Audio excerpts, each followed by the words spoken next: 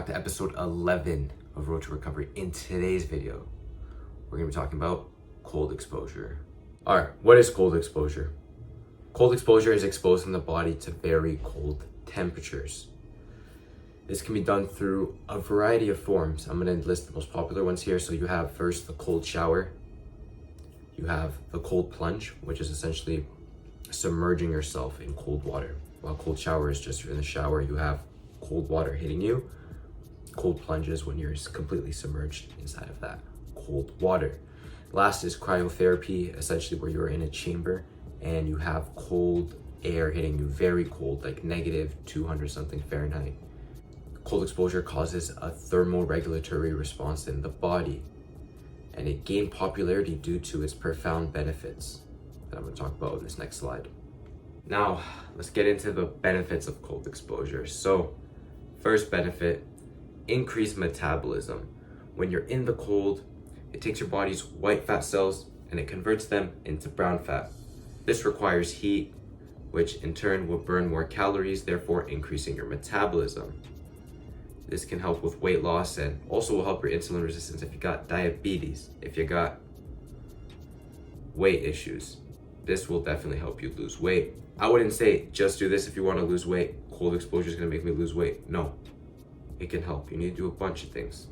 And eventually, the compound of all those things will give you the result you want, right? Next thing is improved circulation. Cold exposure causes vasoconstriction, which essentially is the constriction of your blood vessels. This will enhance your blood circulation and your cardiovascular function. Your blood flow will be better, your oxygen delivery will be increased, and this will ensure that you get a better nutrient supply to all your organs and tissues. The next thing is mental resilience. So when you're in the cold, you have this urge to get out, get out, get out. The mind controls the body. The body does not control the mind. So what you're doing when you're in the cold is you're training your mind to say, hey, stay in here, I'm staying in here. And your body's like, no, I want to get out. But your mind is like, hey, I want to stay in here, I'm going to stay in here. So it's definitely good to build mental resilience, mental toughness, because being in the cold is all mental. It's all mental. And once you become mentally tough, mentally strong, mentally resilient, then you can stay in the cold for as long as you like. It's releasing hormones such as cortisol and adrenaline. Once you get out of the cold, those hormones start to come down and your dopamine increases. This will definitely help your mood out. Next thing is your cold tolerance. So as I said, your white fat cells start to turn to brown fat. Brown fat is a lot more resilient of the cold. As you get into cold, at first right now, you probably, if the heater's not on enough, you're just not really about showering. You know, it's gotta be nice and warm, but once you start to get into the cold, eventually you'll get to a point where your cold tolerance is so good where you can hop in the shower, pop it all the way cold, and you're chilling. You're not sitting there screaming, huffing and puffing, you're just Last thing is it decreases inflammation. So when you're in the cold, it constricts your blood vessels and therefore it decreases inflammation topically. This is really good for helping you if you want to recover faster. All right, now let's talk about how to get started with cold exposure. So you want to slowly get into it. You can't just jump into it. You're not just going to be able to jump into 3 degrees Celsius water and have never even taken a cold shower. You've been taking hot showers your whole life. No, it's not going to work like that. Start slowly, but make sure you take that first step. That's the most important part, is taking that first step and slowly building from there. So I would recommend start with a cold shower. Take your regular shower and in the last 30 seconds, turn it cold. You don't have to go all the way cold. I'd say probably in the middle. Control your breathing. Just make sure you're focusing on breathing like you were meditating. And slowly you're going to increase the difficulty. So you're going to put the shower a bit colder and a bit colder, and you're going to go for longer and longer. And eventually you're going to get used to it. Once you're used to the cold shower, then you can start experimenting with things like the cold plunge. The cold plunge is a whole different realm. But the benefits of the cold plunge are much more potent than at the cold shower. But you can still get a lot of good benefits from the cold shower too.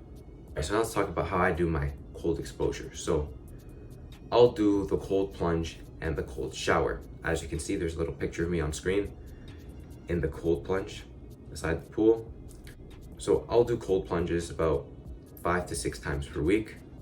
I'll do them for about 5 to 10 minutes. with about 7 kilograms of ice added. I've put hose water in there, put about 7 kilos of ice. It makes it reasonably cold, maybe about 10 Celsius the water, 12 Celsius, somewhere around there.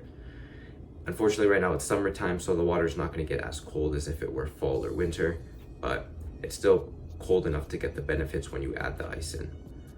I'll do this about 5 to 6 times a week. Ideally, I like to get there every day, but I might get a day where I don't get to go in. It's just life, you know, some things do get in the way. And I typically like to do this before exercising because when you get out the cold, you feel really good, your core temperature decreases, so you'll have slightly better performance when you are exercising.